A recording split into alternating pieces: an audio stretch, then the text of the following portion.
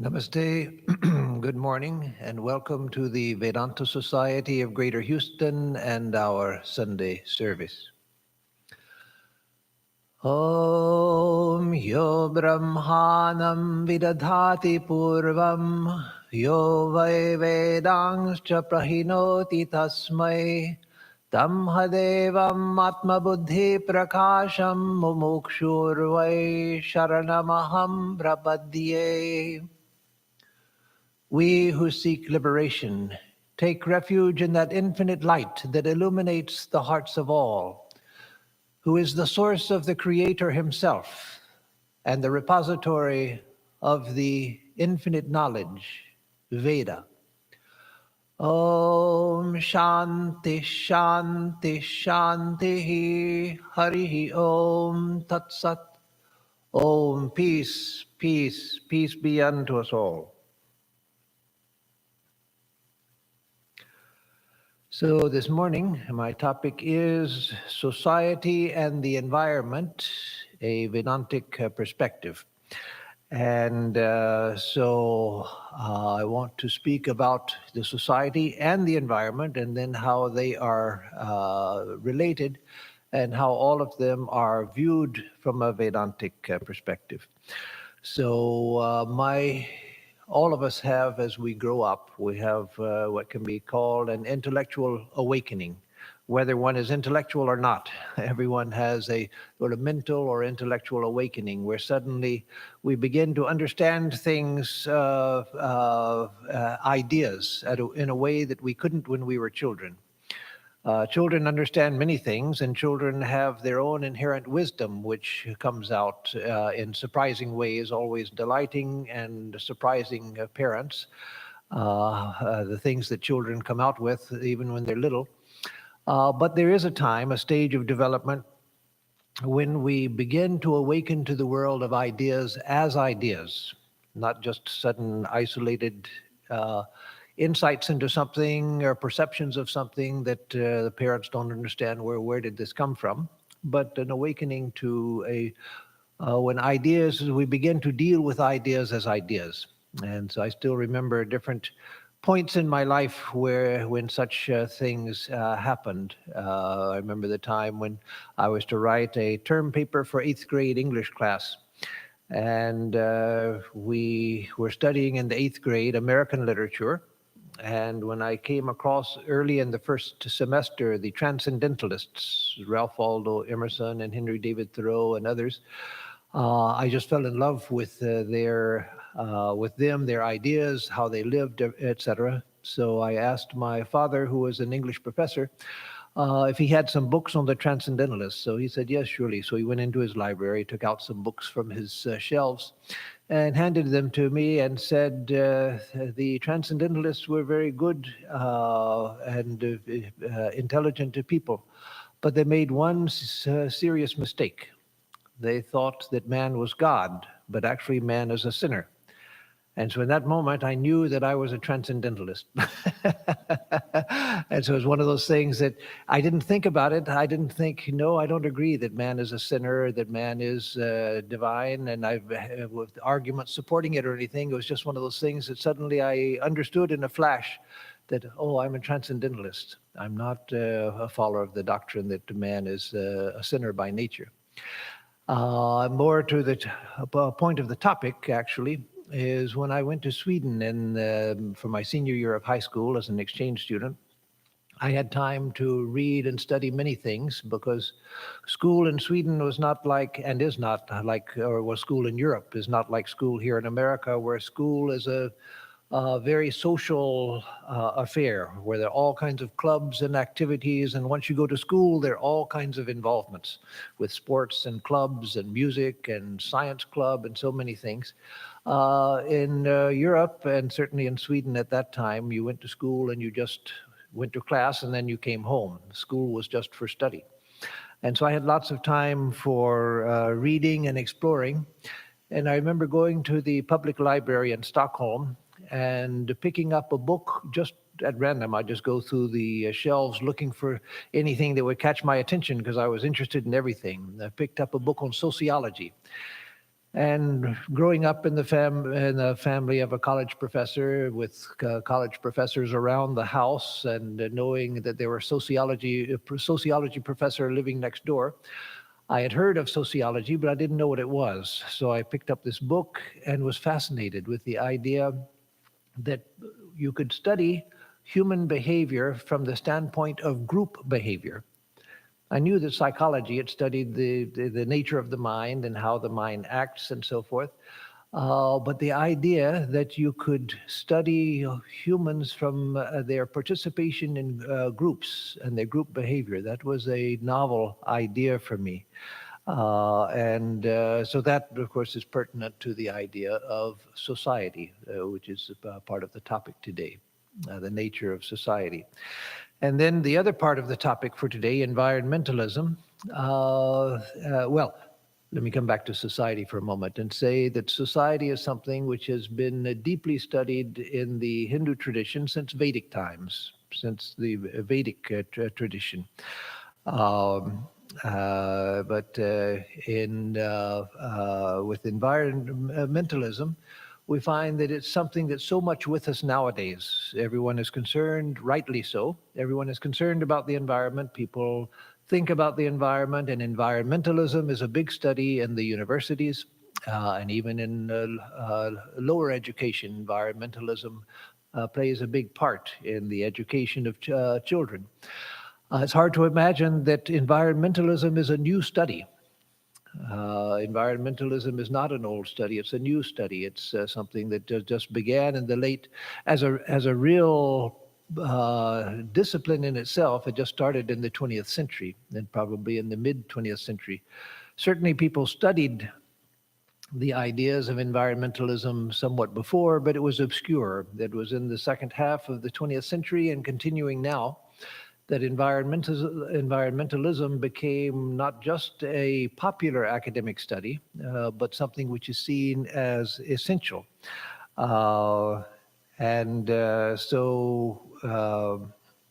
The study of environmentalism, that you don't find in the Vedic or the Hindu tradition as we think of it now, environmentalism. And yet it finds a ready response in the Hindu mind. It's not something that is shocking in any way to the Hindu mind. The idea of environmentalism, the idea that everything is interconnected, because that idea was always there. It's just environmentalism as a study of the natural environment. That was not a disciplined study in itself. Study of society was, from the Vedic times all the way through Indian history. But study of environmentalism as a discipline in itself, that was not, and yet it very much resonates with the Hindu tradition and mentality, because the Hindu mind since Vedic times was used to thinking in terms of larger unities and the integration of unities and the interaction of parts within the whole.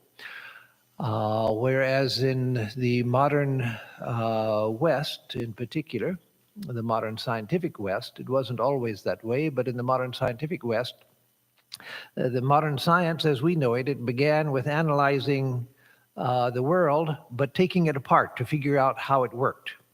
That is, it looked at the world as a clock. Some of you may have as children, or you may have had the children who did this, who would take things apart in the house to see how they worked. I've known people, Americans and people from other countries, who as kids, they'd take apart their mother's vacuum cleaner, they'd take apart the father's lawnmower, they'd take apart anything they could to figure out how it worked, just that natural curiosity of children. And of course, oftentimes they had the ability to take things apart but not put them back together, much to their parents' frustration. But in the modern scientific tradition, that was sort of the beginning, to look on the universe as a mechanism which you could take apart into parts. And so parts became very important. The mechanistic view of the world. Even the human being was looked upon as a machine made up of parts, the liver and the stomach and the heart and so forth.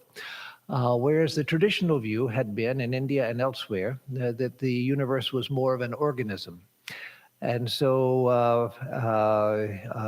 again, in India, there was more of the synthetic aspect of the mind, putting things back together, figuring out how things, analyzing things. That was very strong in the Indian tradition, but analyzing and then realizing that what we've analyzed are parts of a whole that go together. That was stronger than it was in the modern West, and than it has been in the modern West.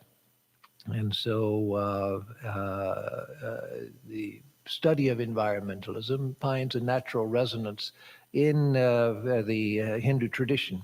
So today, I'm not going to speak about society or the environment from a traditional what the Hindu scriptures say or what the Vedas say about either one. That might have, or that does have value, certainly, but that's not what I'm interested in today. What I'm interested in today is to look at society and the environment from a Vedantic perspective, but a modern Vedantic perspective, and to see what Vedantic teachings about the nature of life and existence, what they imply about society and the environment. And of course, in an hour's talk, I can only take selected points of interest. So first, as I often do when dealing with a new topic, I like to define terms of the title of the talk. So I'll define society and environment. I never in my life thought of myself as a lexicographer, of going into lexicography, that is dictionary science, defining terms and so forth. But I just realized this morning that that's largely what I do. When I start thinking about any topic, I begin by making my own definitions of things. So today I made my own definitions of society and the environment. And I checked my definition of society against dictionary definitions and Wikipedia definitions, and I found mine to be far superior. I say in all humility.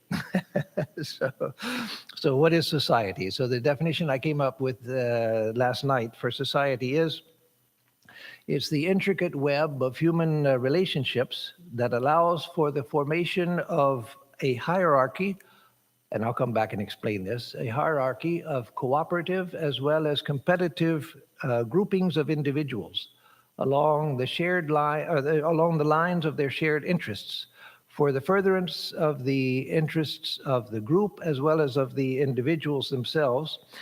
And it allows for the specialization of tasks so that each member need not do everything. At a minimum, it allows for the protection of the group, the securing of food, water, and shelter for the group, the care and education of the young, and the transmission of the shared values of the group from generation to generation. So again, it's made up of the intricate web of human relationships. Now, when we speak about society, of course, we're speaking about human society. And so it's the human relationships which are important. Now, certainly as humans, we're related to the material world around us and to animals and plants and to the air and all of that. But society is a way of looking at the human part of the environment, the human relationships, that allows for the formation of groups, or a hierarchy of groups. A hierarchy of groups meaning, like, there's the family and then there's a tribe, and maybe within the tribe there are the warriors and there are the hunter-gatherers and there are the caretakers and so forth. So it allows for the intricate web of human relationships that allows for the formation of a hierarchy of groups, which are cooperative and competitive. You have cooperative groups, and then those which are competitive groups, like this school's football team playing against that school's football team. Within the team, they're cooperative, but part of society is the competitive aspect as well. So cooperative and competitive groupings of individuals along the lines of their shared interests. So people who play football together have an interest in football. Those who belong to a quilting bee. They have a shared interest in making quilts. And those who belong to a guild of painters, they are interested in painting, etc. So it allows for the specialization of tasks, and that you find in all of society, even in the basic unit of society, which is the family. You find that it allows for the specialization of tasks so that each member need not do everything.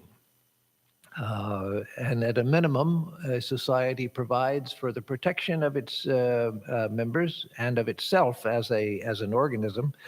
It provides means for securing food, water, and shelter for the members, the care and education of the young, and the transmission of shared values from one generation to another. Of course, we hear, especially in the West, and in the West, especially in America, there are those individuals who are highly isolated, who go off and live a life by themselves in the forest or in a isolated mountain area, where they do everything for themselves. They make their own clothes, they make their own shelter. They hunt for their food. They and grow what food they don't hunt for, etc. They do everything for themselves. They don't have a society who just go off and live an isolated life by themselves. That's something that, especially here in America, people grow up having these people sort of idolized. It's like the Robinson Crusoe, or in a family group, the Swiss Family Robinson, but even more Robinson Crusoe because he did it all by himself. And he didn't even have a family to support him. And so that is sort of held up as an ideal in the West. Not so much consciously, it's just something that's there in the back of the mind. I remember when I was at the monastery in Ganges, Michigan, one of our monks showed me a book about the last, I thought the name of it was The Last Mountain Man, but I Googled that today and that's something else. But it was about this man who was the last known man who had gone off into the wilderness and spent his whole life there making everything for himself from scratch. And so it's, oh, wow, he could do everything. He could make everything for himself. He could do everything for himself. How nice that would be. To be off, not bothered by anybody, and free from all social obligations and botherations of people, annoyances, and all of that. But that's a false picture, of course. That's a false picture. First of all, those who go off by themselves like that, even they don't start with nothing. They had to have had a family that brought them up and taught them many things before they could go off. They had to learn many things before they could go off by themselves. And such people you find, they say, or they made everything themselves from scratch. But no, they didn't mine iron ore to make their axes and their knives. They took metal tools with them out into the wilderness and all of the knowledge they had acquired from society. And so as John Donne, the 17th century English poet, and he was also a cleric, said famously, "No man is an island." That's probably the most famous single saying of a very famous English writer, John Donne. No man is an island. And that's true. It's well known that we are social animals.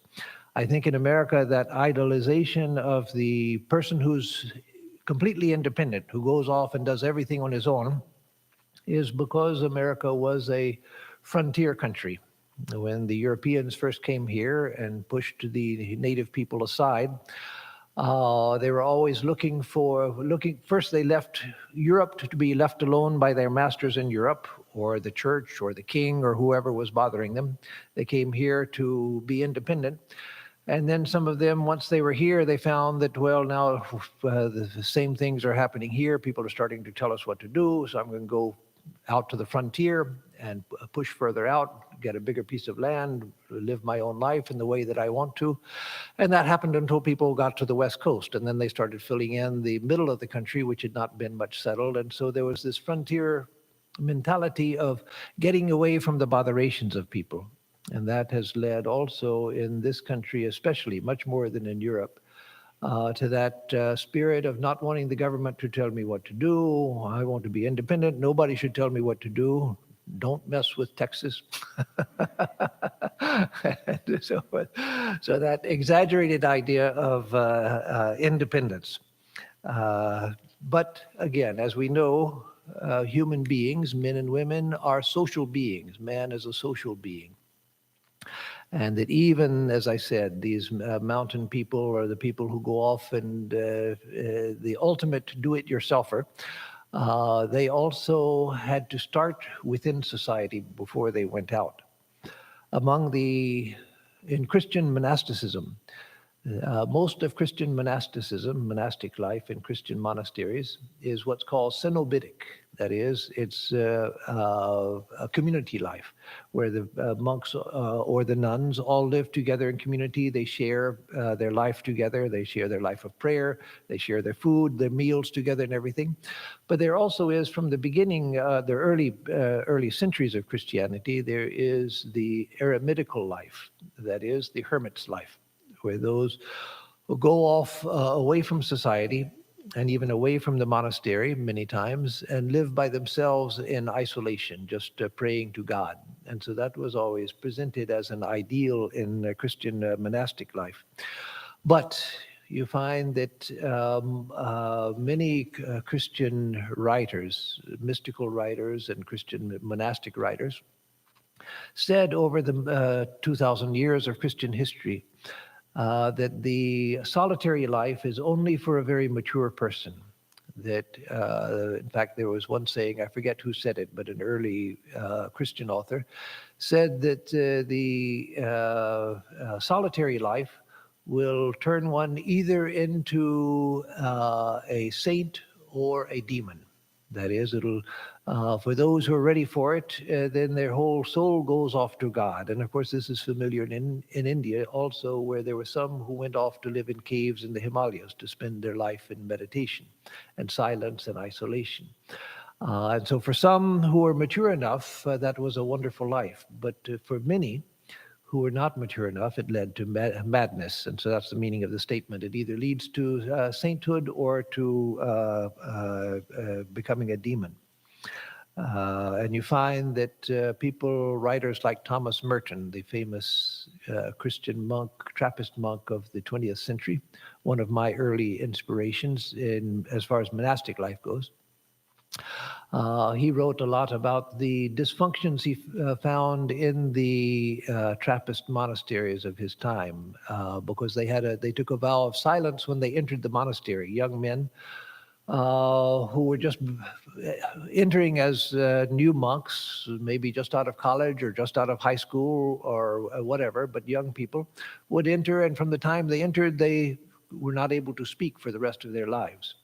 And so he wrote about the psychological damage that did to many, many people.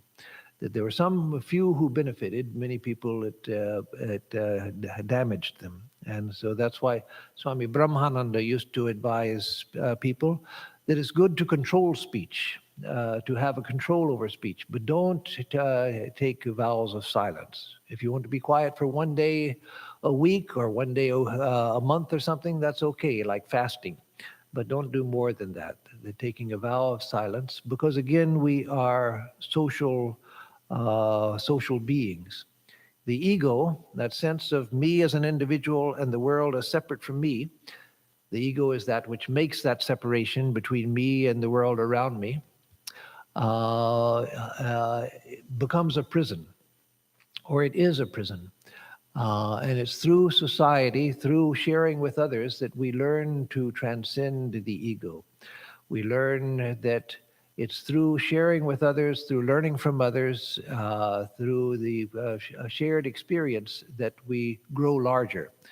That if I have not matured greatly psychologically, emotionally, and I go off into solitude and take a vow of silence or something, then I become even more isolated within the prison of my own ego, and that is only harmful. So everyone has a need to share and to express. That's an inherent need. In fact, One of the things that those of us who come to retirement age, one of the things people need when they are older is a continuing sense of relevance and connection and a sense of involvement. If a person is just sort of warehoused in an old age home, put away and visited once a month and say, "Oh, hi, Grandma, how you doing? Oh, glad to know you're okay. I'm going. I've got other things to do." Then a person begins to feel useless. And so everyone has that need to share, to feel useful, to feel that they're participating. Uh, uh, uh, and that is a good need. And so if we try to cut ourselves off from society, we're frustrating one of the basic needs that we have. So again, everyone has the need to share and to express. So again, so that is society. So what is the environment? Uh, I came up with a much simpler definition for the environment. The infinitely complex envelope, that is all of this, the envelope, the container, the infinitely complex envelope made up of an intricate web of relationships among living beings and the elements, that is, material nature as well as living beings of all types, that allows for life. So the infinitely complex envelope made up of an intricate web of relationships between living beings, human, animal, plant, fungi, bacteria, etc., and the elements, the air and water and minerals, soil, etc., that allows for life. So this is the environment. Um, uh, and so environmental studies are the studies of all of this and the relationships that make it possible and the dynamics among those relationships and how those dynamics work. And of course, that has become important in the modern world in the latter half of the 20th century to the present and continuing into the future now, I'm sure, because we found that there's so much damage has been done to the environment that we have already affected in a bad way. We have deteriorated the very envelope of life which allows for our individual life and for our social life. That by damaging the air, damaging the water, damaging the soil, damaging the food that we eat, we have damaged the very basis for life itself, because all of this is interrelated. So society, again, that is the intricate web of human relationships. And the environment is the intricate web of all relationships that allows for life. So as I said, it's in the definition, it's the envelope. That is everything, the air, the soil, the water, and everything going on within all of these systems that allows for life. As we found through the study of environmentalism, we are dependent on the animals and the plants and bacteria and so forth in a way that we never knew we were before. And of course, that idea was present in the Hindu scriptures, in the Vedas and the later scriptures as well. That was recognized in the idea of the 5 sacrifices that should be performed by a householder every day. That is, the 5 sacrifices based on the 5 rinas, or the 5 debts that we have, that we incur just by living. We have a debt to the gods, and that we pay back to the gods by worship, because the gods are the sources of life and civilization itself. In India, all sciences and all arts were seen as descended from some divine teacher. Like Panini's grammar, the Vyakarana Sutras, the sutras of grammar, of Panini's grammar. He recognized that the first 14 of his sutras, he said, came from Shankara, from Shiva himself, who played his damaru. And playing his damaru, the first 14 sutras, which are the basis of the whole of Panini's grammatical system, were given by Shiva. And so like that, dance, painting, poetry, everything is seen, mathematics, astronomy, as descending from some divine force. And so we have a debt to the gods. We have a debt to the sages, those great sages who initiated civilization in all cultures around the world. There's the idea that there were the originators of culture itself, the sages. Whether you belong to an Abrahamic tradition like Judaism, Christianity, Islam, where you have Abraham and Moses, and starting with Adam, and then Abraham and Moses, and on down the line, the sages who have passed down the sacred knowledge. And in India, of course, they're the sages of the spiritual sages, as well as the sages who also were seen as spiritual teachers, but who gave the arts and sciences as well. And so we have a debt to the sages, because they, through their writings, through their compositions, through the scriptures and other texts, they have made civilization possible. And so that is paid back by studying the works of the sages. So every day one was to offer worship to the gods, one was to study the words of the sages. And then the third, there's the debt to the ancestors, our own ancestors, our genetic lineage, our family lineage, the kula. The family lineage, because without them, without our forebears, forefathers, foremothers, we wouldn't even be here. We wouldn't have physical existence. And so we pay that debt back. Traditionally, it was paid back, of course, through Shraddha and so forth. But even in modern times, that can be paid back even if we don't follow the ancient, even if everyone doesn't follow the ancient rituals. You can do that even now, but if you don't, we can pay back our debt to the ancestors by leading a noble life so that we reflect well on our ancestors. And then we have a debt, let's see, the gods, the sages, the ancestors, then the Nriyagnya, a debt to other human beings. So the social debt. We owe responsibility to society as well, other human beings, because, as I've said several times in different ways already, we did for so much upon other people. Albert Einstein said that every day he was cognizant of the fact that he was allowed to pursue theoretical physics because of the work of so many people in society, the garbage collectors, the farmers, the people who run the waterworks, the people who do the cleaning of the institution where he worked, the administrators, an intricate web of human society that supports all of us. And so to recognize our indebtedness to them, Einstein said a day didn't pass when he was not cognizant of the fact that he was indebted to so many countless and faceless people that supported his ability to work on theoretical physics. And then the fifth is Bhuyagnya, or Bhuta Yagnya. That is our indebtedness to other beings, animals and plants.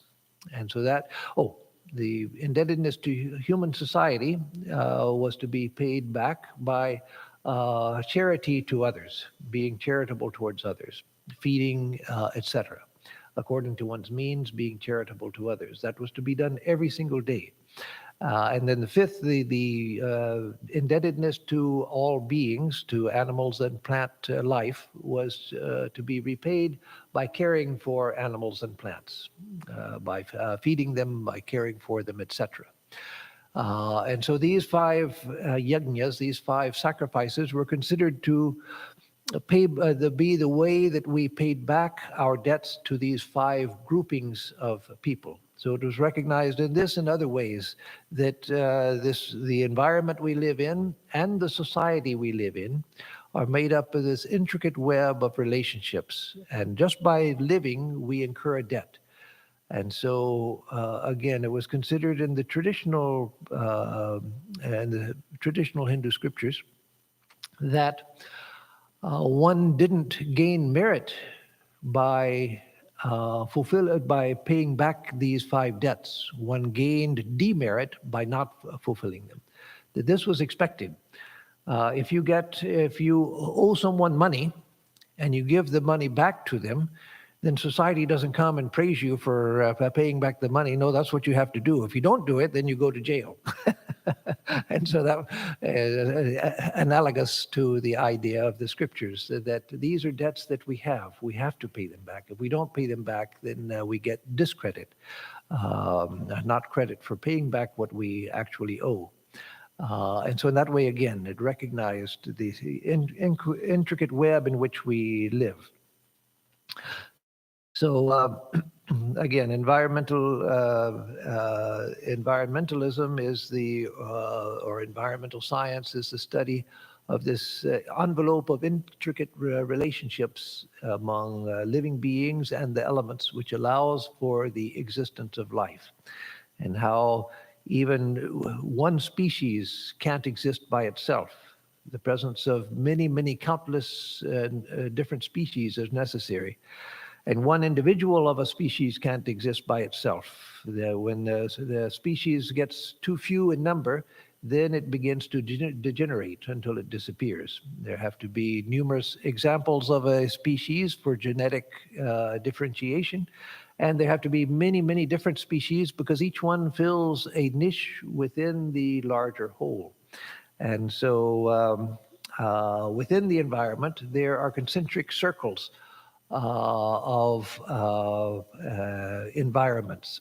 We have the environment of a locale, for instance, the local environment of Houston and the environs around Houston, which are different from the environment around El Paso and different from the environment around Seattle, Washington, quite different. So the local environment is a circle of concern. But you have larger and larger these concentric circles of environmental interest. You have the country, you have the world itself, the planet itself, and then you have even the universe itself. So the divisions are important for human understanding, but the divisions are artificial. So from the atom, which has its own environment, with the nucleus and the goings-on within the nucleus and the electrons and so forth. You have an environment and all the way up to the universe itself. So the total physical environment, the total physical of the whole universe, the total physical environment is known in the Hindu scriptures as Virat, which means, of course, vast, but the actual name of the totality is Virat. And so Virat is considered to be a person, that the universe is a person. That is, just as I am a collection of many different cells, and each cell in my body is pursuing its own ends, is living its own life, each cell within the body. But there's a coordination, cooperation among the cells. So that the body itself, made up of all of these billions of cells, is itself an organism, and it has its own life. So there's the life of the individual cell, but taken together, there's the life of the body. And so each cell is conscious. Each cell has its own conscious life. It responds to stimuli. It reproduces itself, etc. But I, as a collection, I'm not just a collection of cells. I have a consciousness which identifies with the whole body. So the cell has a consciousness identified with the cell as its body. The whole collection making up my body and mind has a consciousness identified with it. And I call that consciousness Swami Atmarupananda. And in a similar way, according to Hindu thought, a city has a collective consciousness which knows itself as the city is its body. And a nation has a collective consciousness which knows itself. There is a jiva to the nation of America, a jiva to the nation of India, and so with other countries. And there is the larger collection of the earth, which is made up of so many types of life. But all of those types of life are like individual cells in the body of the earth. And so Prithvi there is a consciousness which identifies with Prithvi, with the earth, as its body, and knows itself to be what we call Mother Earth in English. And so that, just as this body is made up of an incredibly large number of individual cells, each of which has its own consciousness, but I have an individual consciousness which identifies with the totality. So, so there's a consciousness which identifies with the Earth. So there may be a consciousness which identifies with the solar system. I was just listening to a fascinating lecture by a friend of mine, or an acquaintance. I shouldn't call him a friend. He would be a friend if I had a chance to associate with him more, but I've been to his birthday party and known him for years. Rupert Sheldrake. He's a famous British biologist. And he lived in India for some years, though he's a practicing Christian, but he's very well studied in Hinduism and has great respect for Hinduism. So in this lecture on YouTube, he's talking about how the title of his talk is the Conscious Universe, how even the atom exhibits consciousness. And so from starting from the atom, perhaps there is a jiva that identifies with the atom as its body, and then you get to larger and larger wholes until you get to the whole universe, and there you find that Virat, the cosmic consciousness which identifies with the whole universe as its body. So within that, human society is a sub-level, a sub-environment. So you have the environment, take just the environment of the earth so that it's easier to think of, the environment around us. But within that, there's the environment of human society. Human society is its own class, subgrouping of an environment. And in Swami Vivekananda's thought, society has a life of its own. He said in many ways at different times, he said that I will not dictate to society. That even the great sages made the mistake of trying to dictate too much to society, trying to define too carefully what society should do and how it should behave. That there must be freedom and that society will work out its own problems. We're used to thinking of society as just an abstraction. There's not really such a thing as a society. It's nothing more than just all of us getting together, and the collection is society. But that's like thinking that this body is just a collection of cells, and so it's just like a bag. I'm holding a bag called the skin, which is full of cells. But no, the body is not just a bag full of cells. The body is this intricate organism and a unifying consciousness behind it. And so human society is like that, intricately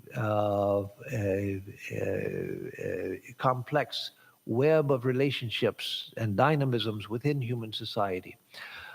Many people try to influence society. And once in a while, you see a person come along who has a tremendous influence on society. Why?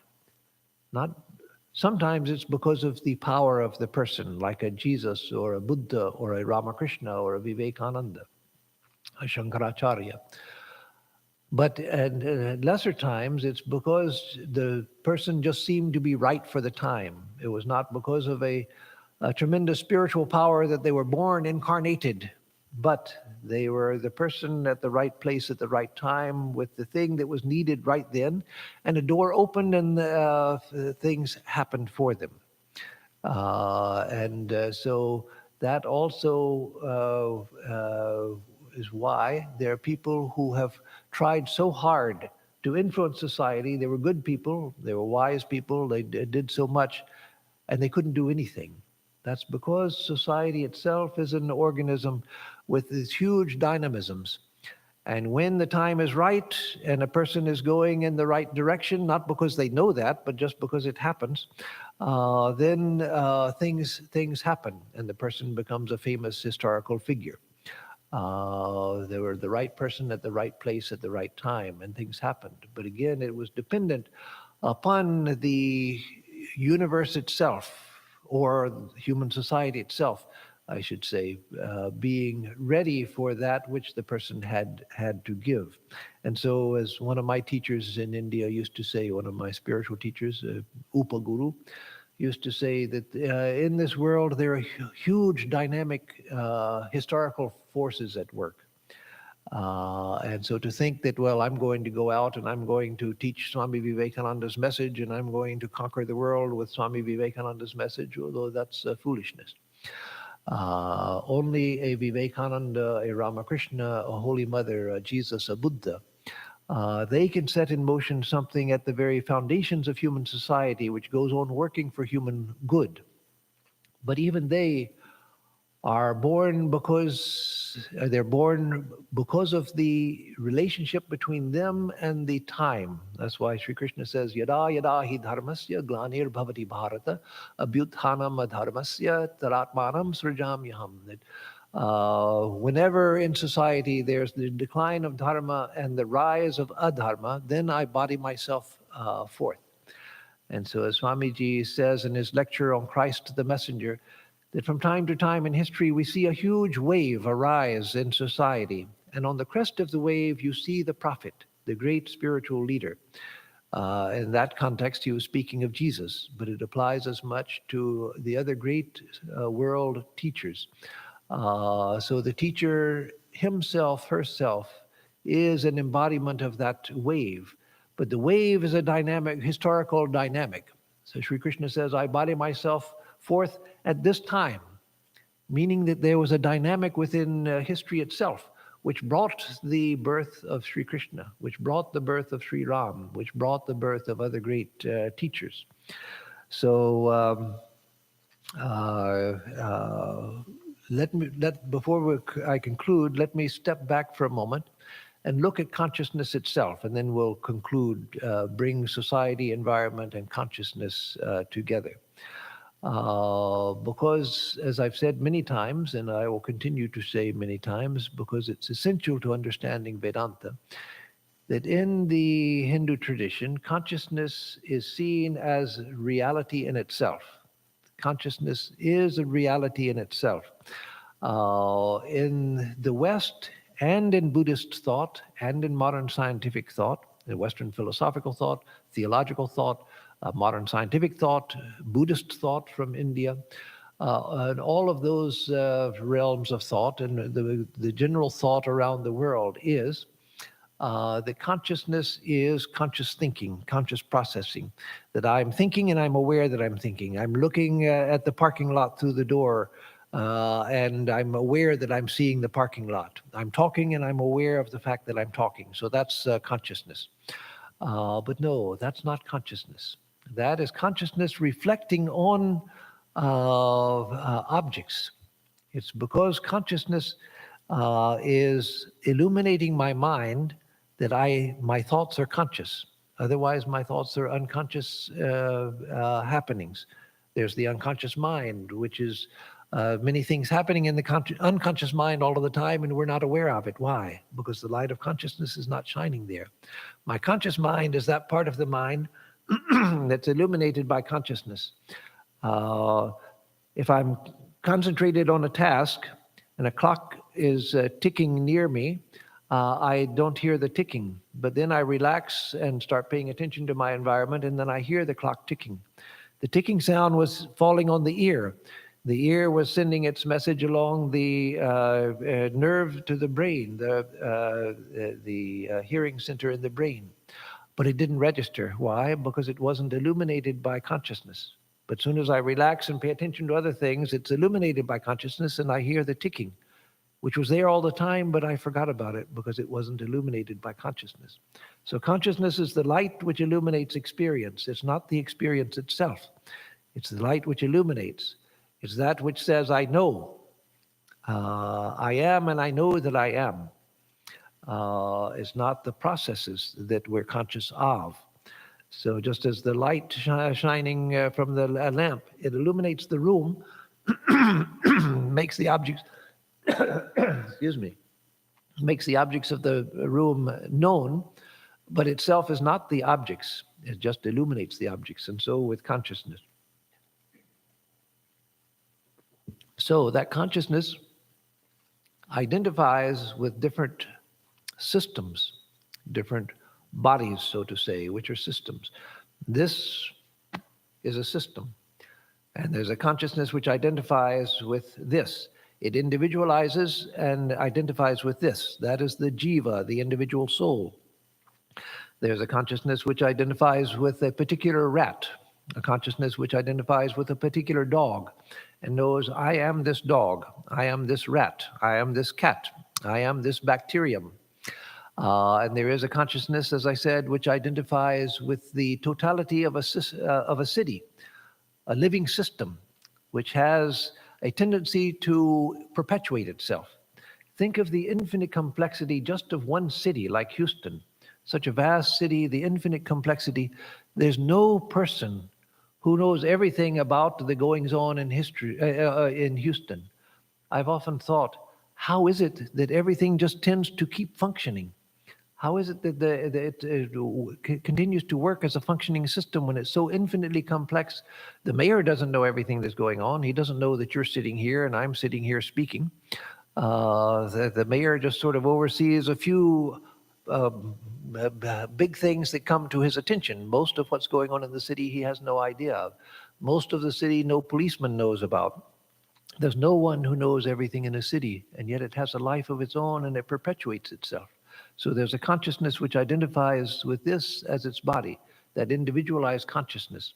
And so with the earth, so with the solar system. Again, Rupert Sheldrake was speaking in this talk I was listening to today about how the solar system itself has its own life.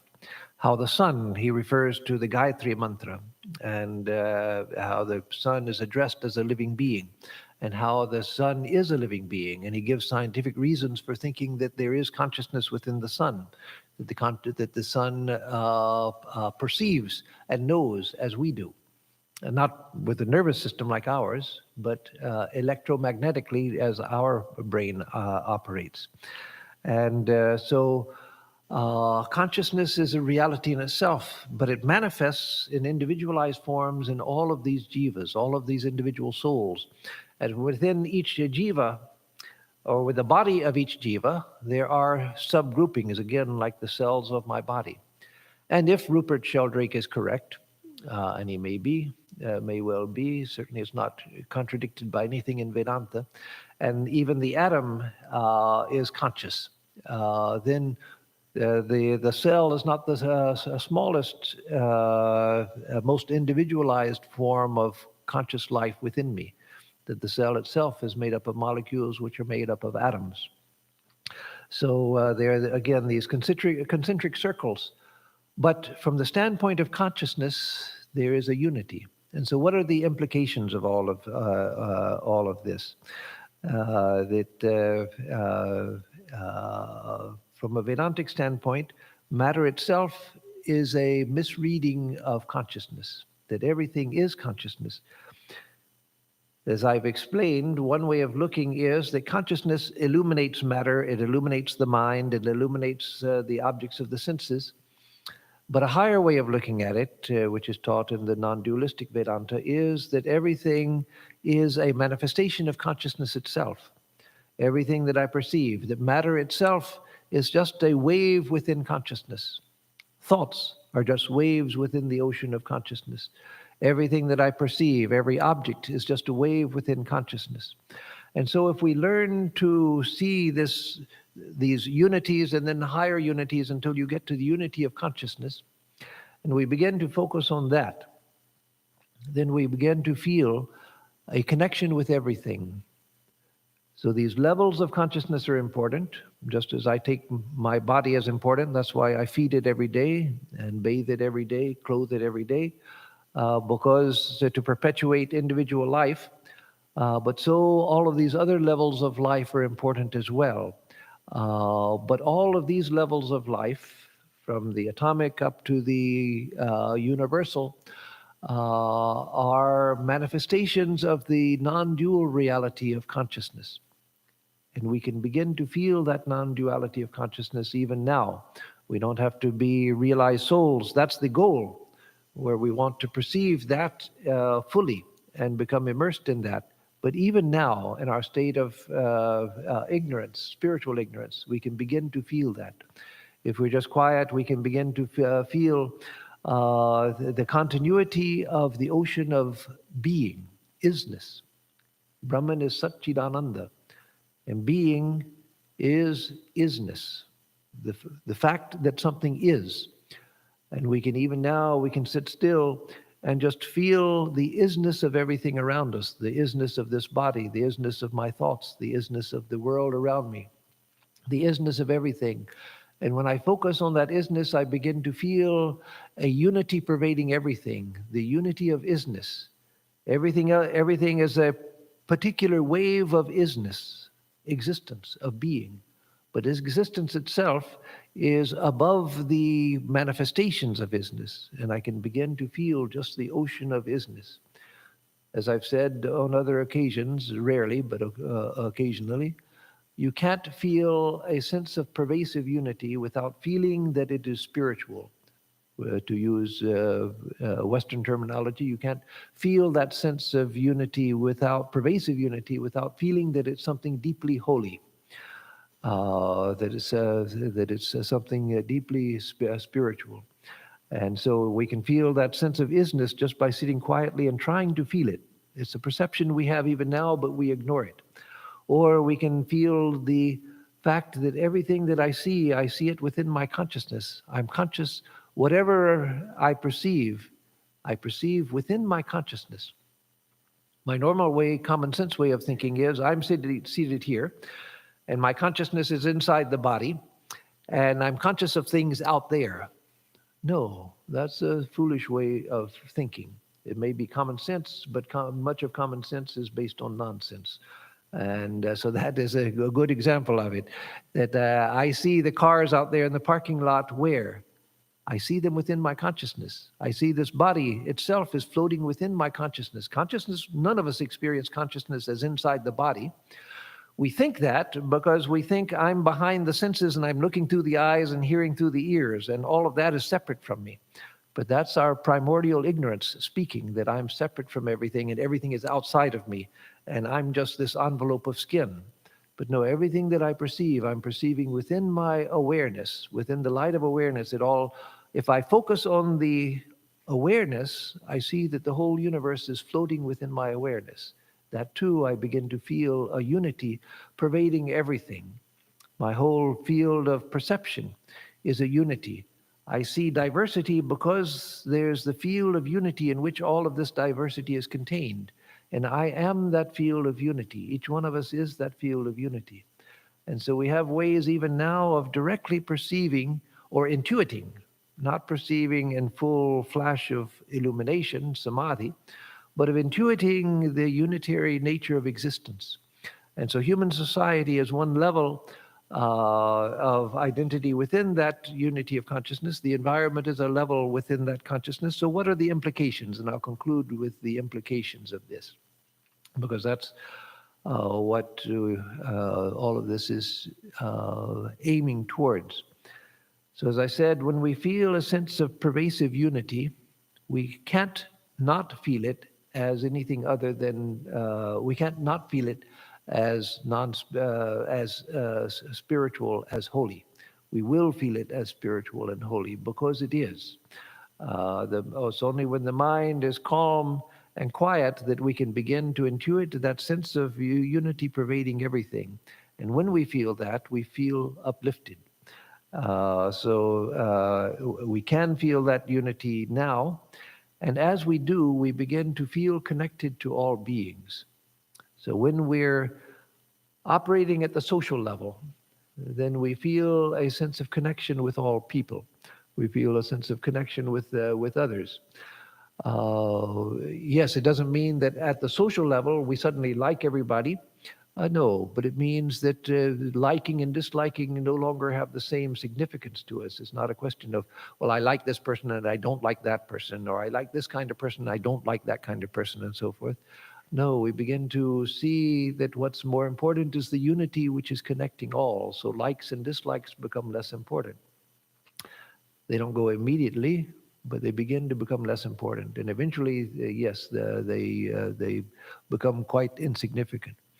And so we begin to feel, when we feel that sense of unity, we begin to feel a respect for all. We begin to feel a love for all. We begin to feel a connection to all. Then we can't look on people in the same ignorant way that we've been looking at them before.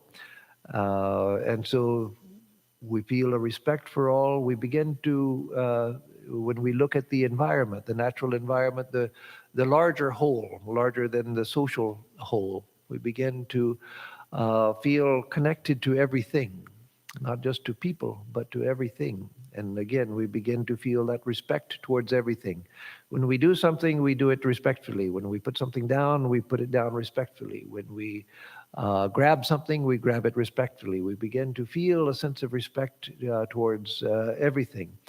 And along with respect, we begin to develop a feeling of mindfulness. Because when I'm aware of that sense of unity, then I become more mindful of what I'm doing. So again, these things don't happen immediately. But even now, we can begin to feel that sense of unity.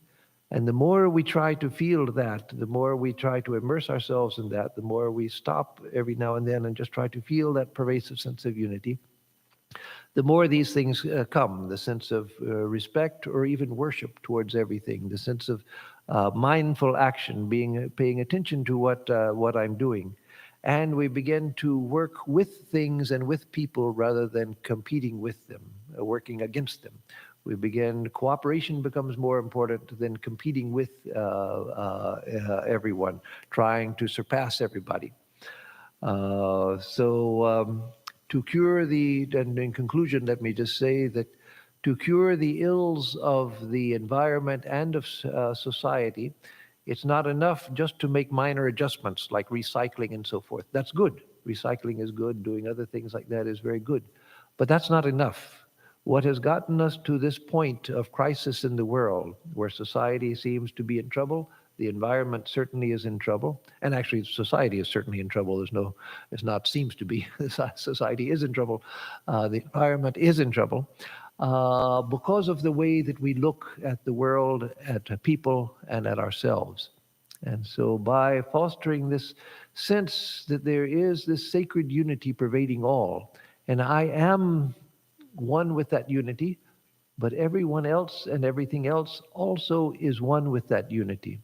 Swami Vivekananda said, remember that you are the self, you are divine, and remember that others are that divinity as well. We often forget that part. Yeah, remember that I'm divine and forget about everybody else. No, and remember that everyone else is the divine as well. So if we do that, then we begin to find that our relationship to society, to other people, and to the world itself begins to change. So with that, I'll conclude. Now, I'll let me give announcements, then I'll take questions. And I'll start with Deepak, and then G10 will give me questions from the audience. But I'll start with Deepak. So first, announcements. So we will have the Upanishad class on the Katha Upanishad on Tuesday, as usual, at 7:30 in the evening, live streamed. And on Thursday, we'll have the Gospel of Sri Ramakrishna class at 11 o'clock in the morning, also live streamed, as usual. And next Sunday, I still have to announce the topics for October. So I haven't drawn up the topics, but we'll send out a notice this week with topics for October. But the big announcement, of course, is, as I've already been saying for weeks now, for 2 weeks since we've been reopened, is Durga Puja on October 9th. And because of the pandemic, we won't have the big puja outside in the tent with hundreds of people coming. We'll do as we did last year during the first year of the pandemic. And we will have this puja in here. And only those who are helping directly with the puja will be here during the time of puja. But it will be live streamed, so you can watch it online. And when the puja is over around 12:15, after the arati, then people can come and one family unit at a time, or one person at a time, if they're by themselves, can come into the shrine, pay their respects to the image, offer a flower, and receive prasad. So everyone is invited to participate in that way. And I think that we've already sent out the notice about that, and we'll send out another notice before the event. So first, Deepak, question. Oh, you can just tell me, Deepak, and then I'll repeat it for the online audience.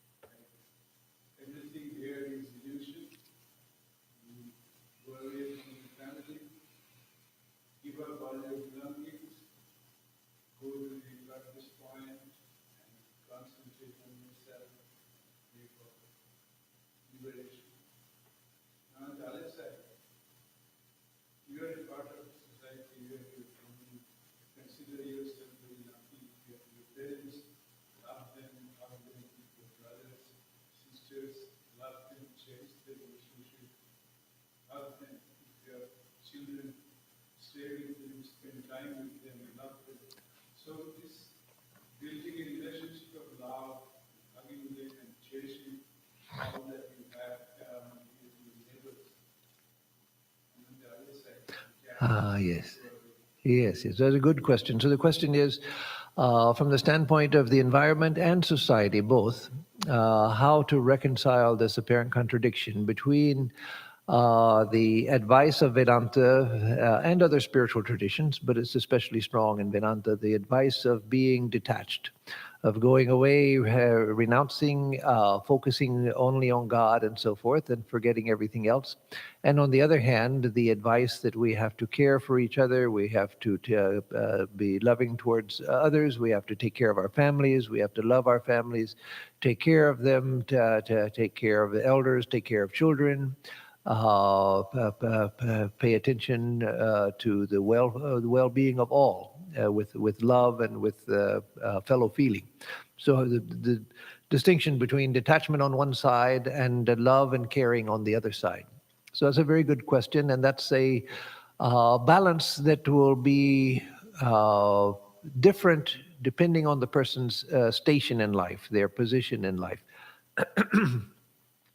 So since ancient times in India and in some other religions like Buddhism and Christianity, two paths have been open. There's the monastic path where a person is allowed to go off, leave the family, and just to seek the divine without social concerns, paying bills and taking care of family responsibilities and so forth, just to focus on God or the search for spiritual truth exclusively.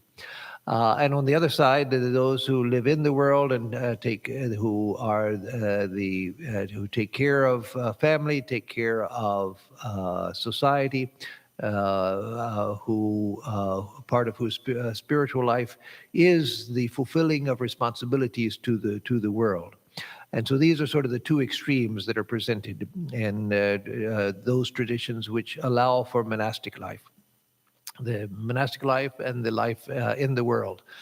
And in Hinduism, it was always taught that either one is good. It depends upon your temperament, which is meant for you. As Swami Vivekananda said, in a society, if monasticism is overemphasized in a society, it actually does the society harm. And he pointed to Buddhistic India as part of the harm that came to India, which led to India's degeneration, was the overemphasis on monasticism. So he says that when in a society, every good person, every intelligent person, every good-hearted person is encouraged to go off and leave the world and enter into monastic life, then who is left to run society? The people who are not so good, the people who are not so intelligent, the people who are not so well motivated. So he said that there has to be a balance. And so in Hinduism, it was always taught that one can find God living in the world, But there are some who are sort of like specialists who have come to a point in their evolution where they don't want anything else. They just want this. And so they are provided with a path where if they stick to a life of renunciation, if they're leading a life of a hypocrite, they're enjoying the pleasures of the world, like a sexual life and so forth, while they're pretending to be renunciates, then they don't deserve that facility. But if they're leading a life of renunciation, then society benefits by them showing an ideal of renunciation and attachment for God, attachment only to God. And but society needs the other people as well, and even monasticism to be strong needs a strong society. When society is not strong, monasticism itself becomes weak, which again you find, according to the historical record, at least as far as we know, happened in Buddhistic India. As Buddhism began to corrupt, self-corrupt within India, monasticism itself began to become corrupted in India. And so the health of society depends on the strength of both. Having an ideal of those who lead a life of outward renunciation, but also the larger existence, the larger community of those who are motivated to care for society. So they are instructed that if you want to lead a spiritual life as a person living in the world, but you want to lead a spiritual life, then to develop internal detachment. And so internal detachment means that you fulfill your responsibilities and you still love all. It's not that detachment means, well, I take care of my kids, but I don't care for them. Who cares for those people? But because I'm supposed to do it, I throw them some food and I throw them some pieces of clothes once in a while, but I don't really care about them. No. I care for them. I care for them with love and everything. But I know that this relationship is temporary. It's only for this life. And it doesn't even always last for a lifetime. And so I love these people. I care for them. And that's part of my path. But I know that the lasting love is spiritual love.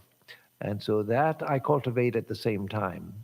So I fulfill my responsibilities to the world because I'm trying to feel that underlying unity. I'm trying to feel that underlying connection with all beings and with all human beings, with human society, with the environment and so forth, as part of my spiritual quest.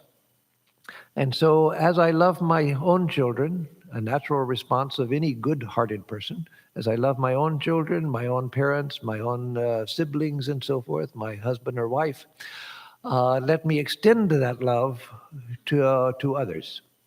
So detachment is not contrary to love. Detachment is contrary to the selfish sort of clinging, which often we misidentify with love. So the part of the path for a person living in the world, it's important in a different way for monastics as well.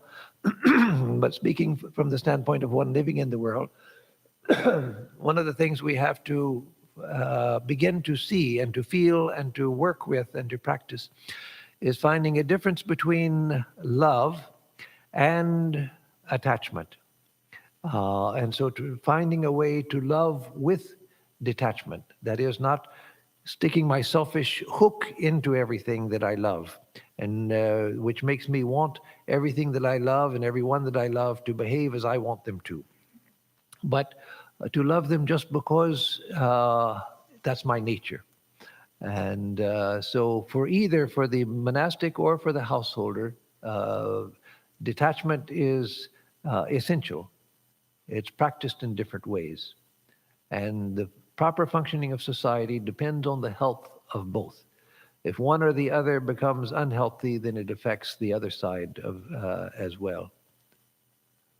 So now let's see. What I see, when I see nature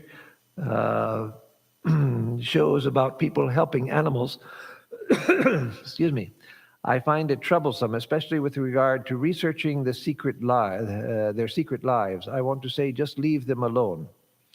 So yes, I think what you're talking about is when you see the things about people studying nature and studying animals and things, that there's a tendency to interfere with them too much, just leave them alone.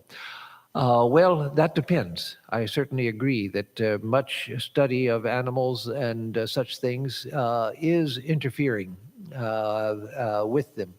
But the study itself is not harmful, and the connection is not harmful. It's people like Jane Goodall and others who have done remarkable work studying animals in habitat and so forth, have done wonderful work. There also there's a balance. If we are using animals and plants just for our own gratification and not thinking about their welfare, then yes, that's harmful. But there's a strange aspect of Western thought which has affected the whole world now, affected the thinking all over the world, which is to think that nature means everything outside of humanity, that humanity is humanity and nature is everything untouched by humanity. No, we are part of nature as much as the lions and tigers and giraffes and bacteria. We are as much a part of nature as everything. There's no separation between the human and the animal. And so this separation of that causes conflicts with where the idea of nature means anything untouched by human beings. And so to preserve nature, we have to keep human beings out of it. But that's not the way the world has ever worked. When the first explorers came to North America, and found the native people here, those that we now know as Native Americans or American Indians living here, they found that unlike the story we grow up with, that we understand, that when the first explorers came, they found that the North and South American continents were very much taken care of by the native people. They said that one could ride a horse at full speed through the forests because of the clearing of brush and so forth. And so it was not that this was an untouched wilderness. No, it was very much touched by human interaction. In fact, now there's increasing evidence that the rainforests in the Amazon, that those were cultivated and planted deliberately by human beings, that the selection of trees was conscious, and that the rainforest was a garden of human beings. And so, again, this idea that human beings are bad and nature is good, human beings are here and nature is there, human beings have to be kept away from nature because they destroy it. Yes, we do destroy a lot of things, and that's not good. But again, to idealize nature outside of humanity, that's not based on true perception. Similar to what you said, there is an African word, Ubuntu. Yes, I have used Ubuntu for many years, Ubuntu Linux. Ubuntu meaning humanity, humanity to others. Or paraphrases as, I am because we are, or what I am because of who we all are. Yes, that's a very good, Jayanta. That's, again, my reference was to Ubuntu is the name of a variety of the Linux operating system, but it's based on that African word which Jayanta is pointing to here, which means that humanity to others, or I am because we are, or what I am because of who we all are. That sense of connectedness among all. Yes, it's a beautiful word and a beautiful African concept. So years ago, a newspaper article told of a young boy found in an Indian jungle in the 1980s who seemed to have been raised by animals. He had no language and died soon after being rescued. Yes, there have been various cases of that in India and in Europe and in other places. Children who were lost or perhaps abandoned sometimes, lost or abandoned in the forest and brought up by animals, sometimes brought up even by wolves and things like that, nursed, and they grew up without any language. And so for such people, yes, the sudden introduction to human society It's something that's can be so disturbing that the person can die. There were cases of during the days of the colonialism, or before colonialism, the days of the conquistadors, the explorers, who came and captured people of tribes in various countries in the Americas and in New Guinea and other places, made them prisoners and took them back to Europe, and many of them had died quickly because sometimes it was because of diseases they weren't used to, and sometimes it was just because they were suddenly taken out of their context. And they were so at a loss for being taken out of the only context they knew that they gave up life. So yeah, so such are tragic stories. They're interesting in one way because we learn a lot from such stories, but not interesting in the sense that we want to repeat them. they were tragic stories, of course. During my dream state, my mind is open, but in deep sleep state, why does my mind shut down? That's because that's the nature of deep sleep. But in deep sleep, it's said in the Vedanta tradition that your consciousness doesn't shut down. It's the mind that shuts down, as you rightly say. That is, in deep sleep, there's no thinking. There's no thinking, well, gee, how long have I been here in deep sleep? How much longer am I going to be here? It's kind of boring. Nothing's happening. No, there's no thinking about anything. There's just the awareness of nothing. So it's not there's no awareness. There's the awareness of nothing, which is completely different. Awareness of nothing is completely different from no awareness. So when we wake up, we say, "I didn't know anything. I was completely oblivious of everything. I didn't know anything. It was wonderful." Why do we say that unless there's a memory of there being the perception of nothing?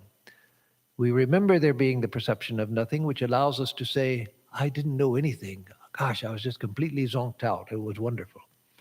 And so deep sleep, as the ancient Vedic sages realized, it reveals something about our nature, that in deep sleep, we go beyond the mind, but we're perceiving primordial ignorance, avidya, the root cause of our individuation, that which causes us to think that I'm separate from the rest of the universe.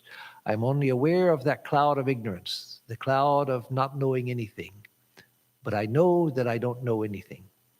So with that, I will stop. Oh, I've gone way, way over time. I'm sorry. So let me give a closing chant. Om madhuvatardhayate madhuksharanti sindhavaha madhvirnasantoshadhihi madhunaktamuto shasi madhumatparthivagum rajaha madhudyaurastu nah pita madhumando vanaspatir madhumagumastu suryaha madhvirgavo bhavantunaha. Om madhu, om madhu, om madhu. For us who seek the truth, and for all living beings, may the winds blow sweetly. May the rivers flow sweetly. May the herbs yield us sweetness. Sweet be the night and the break of day. Sweet be the very dust of the earth. May the heavens pour down sweetness upon us. May the trees, lords of the forest, bear us sweetness. May the sun shed its sweetness upon us. May all the directions pour forth sweetness. Om, sweetness, sweetness, sweetness.